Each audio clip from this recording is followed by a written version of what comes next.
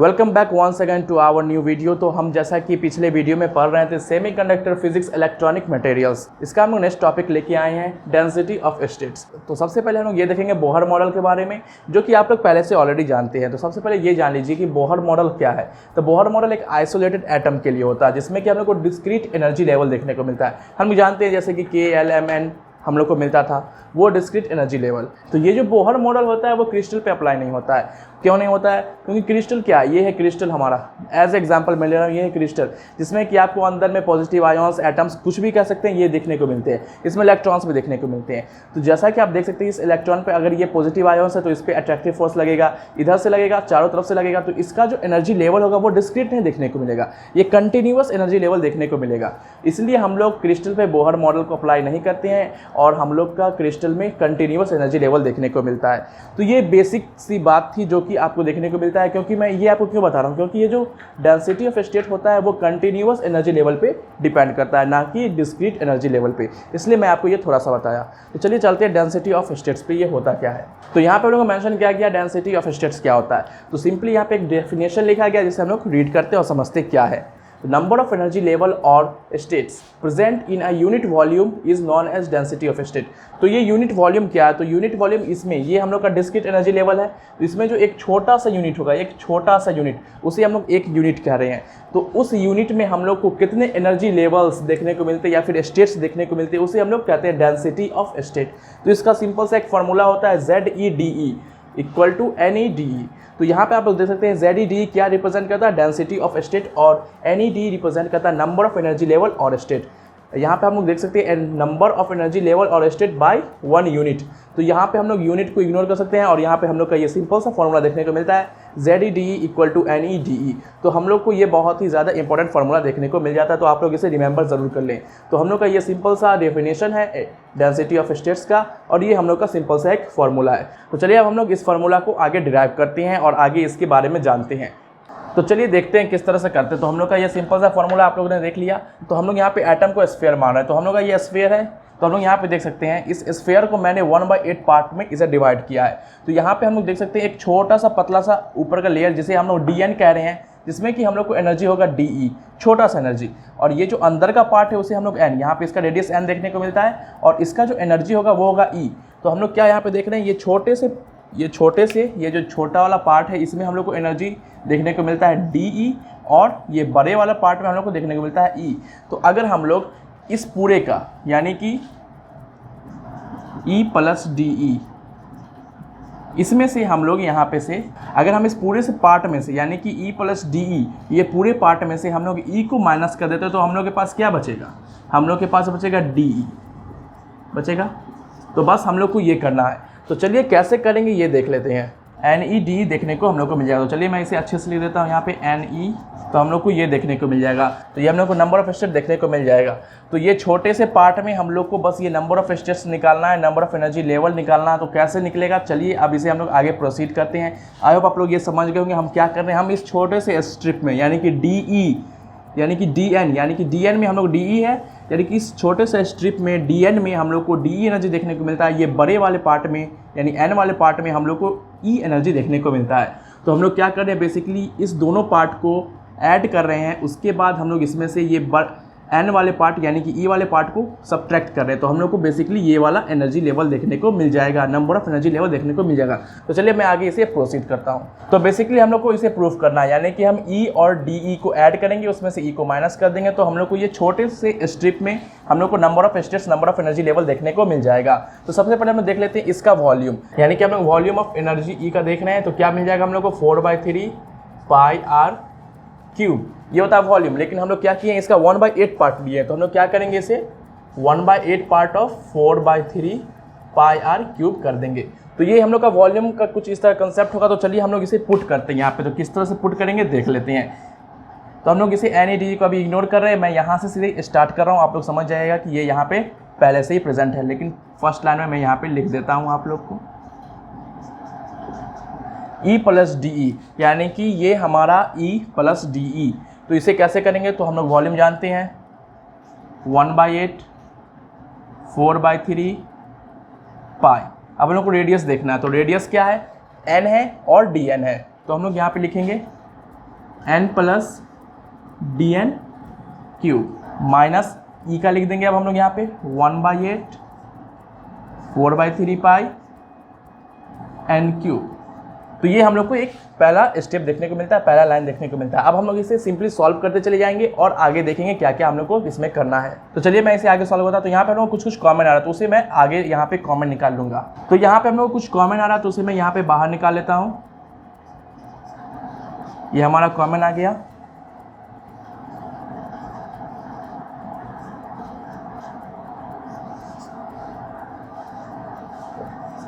अब यहाँ पे हम लोग को एक फॉर्मूला देखने को मिलता है a प्लस बी का होल क्यूब। तो इसे हम लोग यहाँ पे सॉल्व कर लेते हैं और यहाँ पे इसे डिड्यूस कर लेते हैं।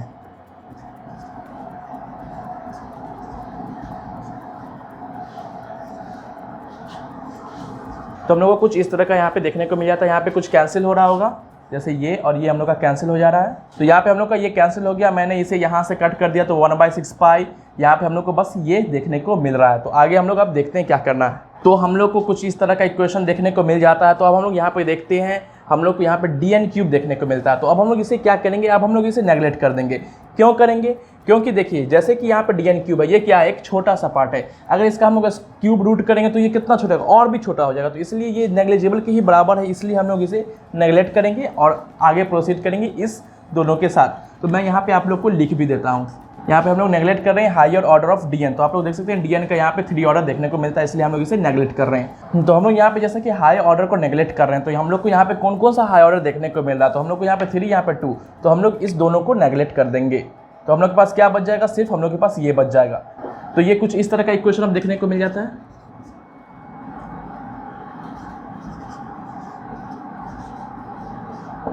तो हम लोग को ये छोटा सा इक्वेशन देखने को मिल जाता है। हम लोगों ने यहाँ पे हाई ऑर्डर ऑफ डीएन को नेगलेक्ट कर दिया।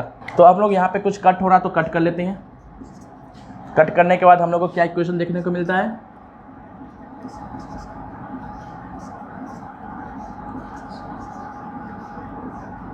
तो हम लोग को ये इक्वेशन देखने को मिल जाता है लास्ट में।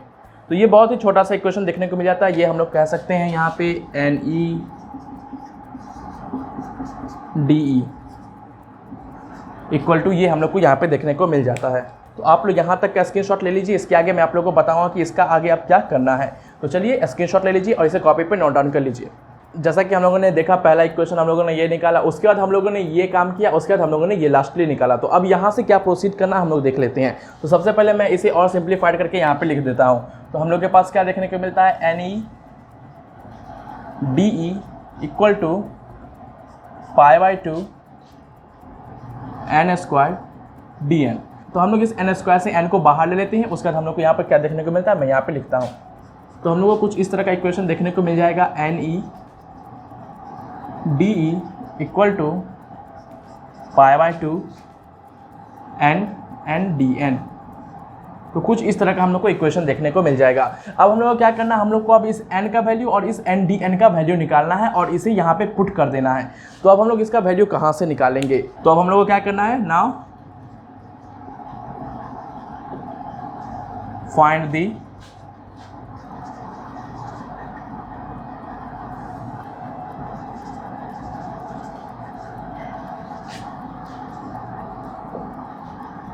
तो जैसा कि हम लोग जानते हैं,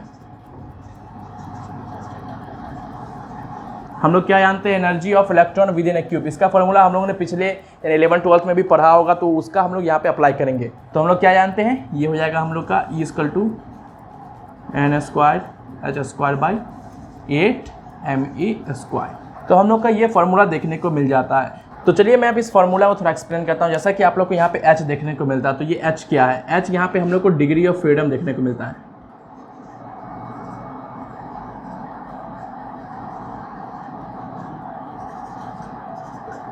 यानी कि इलेक्ट्रॉन कितने डिग्री में मूव करेगा, कितने डायरेक्शन में ये मूव कर सकता है, उसका हम लोग को यहाँ पे देखने को मिलता है डिग्री ऑफ फ्रीडम, यानी कि direction in which electron can move. अब हम यहाँ पे हम लोग को M देखने को मिलता है। तो M क्या है, तो M हम लोग को यहाँ पे इफेक्टिव मास देखने को मिलता है, मास ऑफ इलेक्ट्रॉन। अगर यहाँ पे इलेक्ट्रॉन का बात हुआ तो इलेक्ट्रॉन होगा, यहाँ पे प्रोटॉन का बात हुआ तो प्रोटॉन होगा। यहाँ पे जिसका भी बात किया जाएगा वहाँ पे वो देखने को मिलेगा। तो हम लोग यहाँ पे बात कर रहे हैं इलेक्ट्रॉन का, तो यहाँ पे हम लोग को इफेक्टिव मास ऑफ इलेक्ट्रॉन देखने को मिल जाता है M।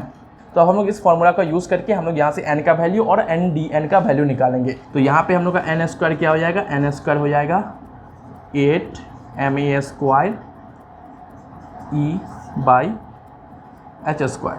तो यहाँ पे ये n है और ये h है, इसे कंफ्यूज ना हो। तो हम लोग को यहाँ पे n square equal to 8ma square e by h square देखने को मिल जाता है। तो हम लोग यहाँ पे n का वैल्यू अब निकाल लेंगे। तो अब हम लोग यहाँ पे n का वैल्यू निकाल लेंगे, जो कि हो जाएगा हम लोग को n equal to 8ma square e by h square 1/2। तो हम लोगों ने इसका स्क्वायर यहाँ से हटाया, जिसके कारण इस पर रूट आ गया, तो रूट का वैल्यू हम लोग जानते हैं 1/2। तो हम लोग को ये इक्वेशन देखने को मिल जाता है। तो हम लोग का ये हो गया फर्स्ट इक्वेशन, देखने को यहाँ पे मिल जाता है। तो अब हम लोग क्या करेंगे, अब हम लोग को तो पहला इक्वेशन मिल गया देखने को, हम लोग अब इसका दूसरा इक्वेशन निकालेंगे। तो सिंपली क्या करना है, हम लोग को इस n स्क्वायर को डिफरेंशिएट कर देना। तो हम लोग यहाँ पे लिख भी देते हैं डिफरेंशिएट n स्क्वायर। तो डिफरेंशिएट करने पे हम लोग को क्या मिलेगा, तो हम लोग को यहाँ पे देखने को मिल जाएगा 2ndn इक्वल टू, हम लोग को ये पूरा कांस्टेंट देखने को मिल जाता है, बस एनर्जी यहाँ पे डिफर करेगा। तो हम लोग यहाँ पे कांस्टेंट को बाहर निकाल लेते हैं, 8ma square by h square de। अब हम लोग यहाँ पे से 2 को हटा देते हैं, तो ndn equal to 8ma square by 2h square de देखने को मिल जाता है हम लोग का सेकेंड इक्वेशन। तो यहाँ पे हम लोग को फर्स्ट इक्वेशन देखने को मिल जाता है n का वैल्यू, यहाँ पे हम लोग को सेकंड इक्वेशन देखने को मिल जाता है ndn का वैल्यू। अब हम लोग को सिंपली करना है इस n और ndn को पुट कर देना है इस इक्वेशन में। तो चलिए पुट करते हैं और देखते हैं हम लोग को क्या देखने को मिलता है। तो अब हम लोग पुट करेंगे इस n और dn के वैल्यू को इस इक्वेशन में, यानी कि ये वाले इक्वेशन में, इक्वेशन ए में।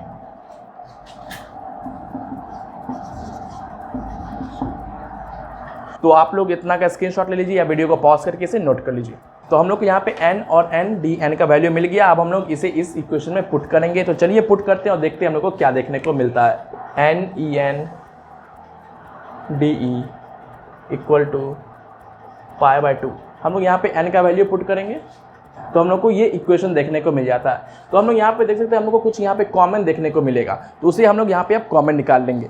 तो अब हम लोग को इसमें से कुछ कॉमन निकल रहा है, उसे हम लोग कॉमन निकाल लेंगे, और कुछ यहाँ पे मल्टीप्लाई हो रहा है उसे मल्टीप्लाई कर लेंगे। यहाँ पे कंफ्यूज मत होइएगा, ये h है, क्योंकि यहाँ पे n और h सेम दिख रहा है, बहुत बार लिखने में थोड़ा प्रॉब्लम हो रहा है, इसलिए मैं यहाँ पे आप लोग को बता दे रहा हूँ। यहाँ पे n और h में कंफ्यूज ना हो, यहाँ पे n है, ये h है।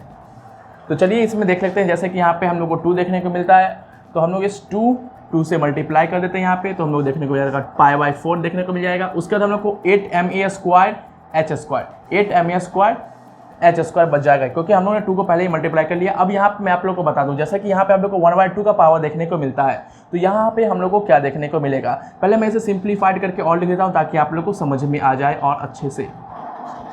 तो ये कुछ इस तरह देखने को मिलता है। तो हम लोग यहाँ पे देख सकते हैं इसका पावर 1 है और इसका पावर हम लोग को 1/2 देखने को मिलता है। तो मुझे कुछ इस तरह का देखने को मिल जाएगा।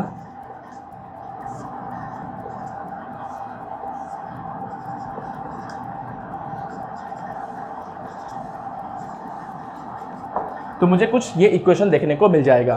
तो यहाँ पे आप लोग कंफ्यूज ना हो, क्योंकि इसका पावर 1 था, इसका पावर 1/2 था, तो हम लोगों ने यहाँ पे सिंपली ये वाला मेथड अप्लाई किया। जैसा कि हम लोग जानते हैं पावर होता है ऊपर में तो ऐड हो जाएगा, तो ये क्या हो जाएगा हम लोग को 3/2। तो ये यहाँ पे 3/2 हो गया, और यहाँ पे ई पे वो 1/2 का पावर था, तो ये यहाँ पे वही का वही रह गया, सेम टू सेम। तो कुछ इस तरह का इक्वेशन हम लोग को देखने को मिल जाता है। यहाँ अभी भी ये कंप्लीट नहीं हुआ, क्योंकि हम लोग को इसमें एक और स्टेप ऐड करना है। जैसा कि हम लोग जानते हैं पॉली एक्सक्लूजन थ्योरम, हम लोग क्या जानते हैं पॉली एक्सक्लूजन थ्योरम में क्या हम लोग जानते हैं, जैसे कि मान लीजिए कोई भी एक ऑर्बिटल है, तो इसमें क्या होता है, एक अपसाइड एक डाउन साइड, यहाँ पे कुछ अपोजिट स्पिन के इलेक्ट्रॉन फिल होते हैं, वो भी डबल। तो यहाँ पे हम लोग को क्या करना होगा, इस इक्वेशन में 2 से मल्टीप्लाई करना होगा, उसके बाद जाके हम लोग का ये इक्वेशन कंप्लीट होगा। तो चलिए हम लोग यहाँ पे इसे मल्टीप्लाई करते हैं और लिख भी देते हैं क्यों हम लोग यहाँ पे इसे मल्टीप्लाई कर रहे हैं। तो हम लोगों ने यहाँ पे बाय पॉली एक्सक्लूजन थ्योरम यहाँ पे इसे मल्टीप्लाई कर दिया इक्वेशन बी को 2 से। तो हम लोग को क्या होगा, यहाँ पे हम लोग इसे मल्टीप्लाई करते हैं तो यहाँ पे 2 4 से कैंसिल हो जाएगा, यहाँ पे 2 बचेगा। तो हम लोग को ये कुछ इस तरह का इक्वेशन देखने को मिल जाएगा। अब यहाँ पे एक चीज़ और देखना है, तो अब हम लोग यहाँ पे लिखेंगे, क्या लिखेंगे, अब हम लोग यहाँ पे लिखेंगे ZEDE equal to π/2 8ma² by h² to the power 3/2 e⁻1/2 dE। तो आप हम लोग ऐसा क्यों लिखें, क्योंकि हम लोग जानते हैं जैसा कि यहाँ पे फर्स्ट इक्वेशन से ZeDE = NeDE, तो सिंपली हम लोग यहाँ पे इसे कर दिए और हम लोग का यहाँ पे आ गया डेंसिटी ऑफ स्टेट का ये फॉर्मूला। तो ये रहा हम लोग का डेंसिटी ऑफ स्टेट, क्योंकि हम लोग जानते हैं density of state equal to number of states per unit volume. तो कुछ इस तरह से हम लोगों ने यहाँ पे अपना डेंसिटी ऑफ स्टेट का फॉर्मूला निकाल लिया। तो ये फॉर्मूला बहुत ही ज़्यादा इंपॉर्टेंट है, इस पर आपको न्यूमेरिकल्स भी पूछ सकता है, लेकिन अगर आप इसको याद रख ले तो बहुत ही अच्छा रहेगा, क्योंकि इससे हम लोग को आगे बहुत ज़्यादा डेरिवेशन में मदद देखने को मिलता है। तो हम लोग इससे एक चीज़ और डिराइव कर सकते हैं। क्या डिराइव कर सकते हैं हम लोग यहाँ से ZE is directly proportional to e⁻1/2। यहाँ पे हम लोग को ये भी देखने को मिल जाता है। अगर हम लोग इसका ग्राफ प्लॉट करते हैं तो कुछ इस तरह का हम लोग को ग्राफ देखने को मिल जाएगा, जो कि एक पैराबोला है। तो हम लोग यहाँ पे लिख देते हैं। तो हम लोग को कुछ इस तरह का एक ग्राफ देखने को मिल जाएगा, जो कि ये जो आप देख रहे हैं ये क्या है, ये हम लोग का पैराबोला है। तो ये था हम लोग का density of state. I hope आप लोग समझ गए होंगे। सबसे पहले तो हम लोग यहाँ पे देखें, density of state equal to number of energy levels या फिर number of state per unit volume. हम लोगों ने यहाँ पे एक एटम को स्फीयर एज्यूम किया, उसमें से हम लोगों ने ये फॉर्मूला ड्राइव किया, जो कि हम लोग को यहाँ पे देखने को मिलता है NaDE = E+DE-E, जिससे कि हम लोग को एक स्ट्रिप, पतले से स्ट्रिप यानी कि DE स्ट्रिप में, DN स्ट्रिप में हम लोग को ये देखने को मिलेगा, जिससे कि हम लोग को DN स्ट्रिप में क्या देखने को मिलेगा, नंबर ऑफ स्टेट देखने को मिला, जो कि हम लोगों ने नंबर ऑफ स्टेट ड्राइव किया π/2 n²dN। और हम लोगों ने यहाँ पे n² और dN का वैल्यू निकाला। वो कहाँ से निकाला, उसके बाद हम लोगों ने कुछ इसे इस तरह लिखा। इसके बाद हम लोगों ने यहाँ पे n और NDN का वैल्यू निकाला। n का वैल्यू हम लोगों ने ये निकाला और NDN का वैल्यू हम लोगों ने ये निकाला। तो हम लोगों ने ये निकाला। उसके बाद ये हम लोगों ने कहाँ से निकाला, तो हम लोगों ने ये निकाला क्यूब्स। हम लोग जानते हैं energy of electron with in a cube हम लोग को देखने को मिलता है। उस फॉर्मूला से हम लोगों ने इस फॉर्मूला को डिराइव किया। तो उसके बाद हम लोगों ने इसे पुट किया वहाँ उस इक्वेशन में पुट करने के बाद इसे डिराइव। उसके बाद हम लोगों ने बाय पॉली एक्सक्लूजन इसमें 2 से मल्टीप्लाई किया। मल्टीप्लाई करने के बाद यहाँ पे कुछ स्टेप फॉलो किया। उसके बाद हम लोग को यहाँ पे देखने को मिल जाता है डेंसिटी ऑफ स्टेट का फॉर्मूला। तो कुछ इस तरह से हम लोग डेंसिटी ऑफ स्टेट का फॉर्मूला निकाल लिया। आई होप आपको ये समझ में आया होगा डेंसिटी ऑफ स्टेट। अगर आपको कोई भी प्रॉब्लम हो सिंपली कमेंट कर दे, मैं आपके प्रॉब्लम को सॉल्व करने की कोशिश करूँगा। Thanks for watching this video.